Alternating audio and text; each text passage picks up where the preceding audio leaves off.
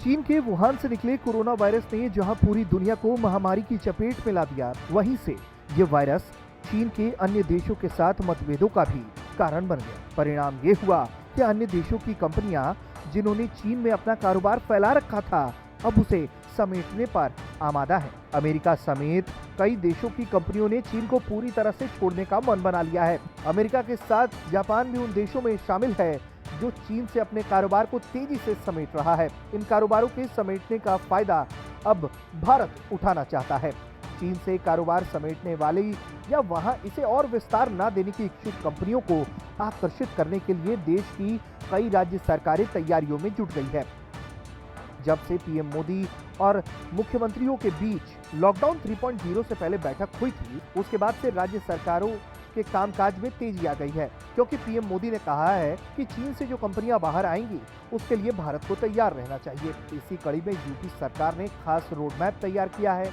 इसके तहत प्रदेश के एमएसएमई और निर्यात प्रोत्साहन मंत्री सिद्धार्थनाथ सिंह अमेरिका की 100 से ज्यादा बड़ी कंपनियों से बातचीत कर चुके हैं। वो दक्षिण कोरिया के भी तमाम कंपनियों के संपर्क में है और इन कंपनियों को उत्तर प्रदेश में कारोबार फैलाने के लिए आमंत्रित करने की योजना पर काम कर रहे हैं। सिर्फ यूपी ही नहीं, गुजरात और नॉर्थ ईस्ट के कुछ ऐसे राज्य हैं जो चीनी निवेश के लिए खुद को तैयार करने पर जुट गए हैं। जाहिर है, सरकार की इस योजना से प्रदेश में रोजगार के नए अवसर खुलेंगे और इससे भारत की अर्थव्यवस्था को मजबूती मिलेगी।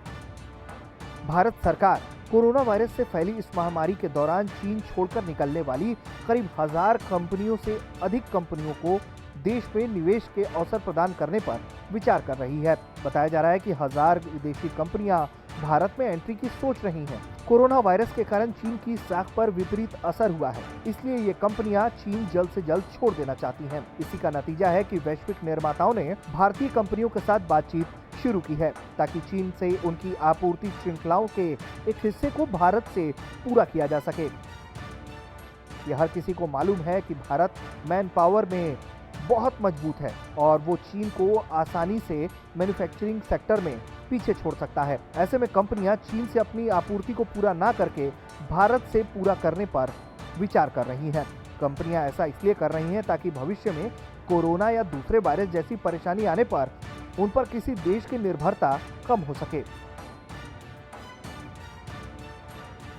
भारत में निवेश करने की सोच रही कंपनियों में करीब 300 कंपनियां भारत में फैक्ट्री लगाने का पूरी तरह से मूड भी बना चुकी हैं। ब्यूरो रिपोर्ट, भारत तक।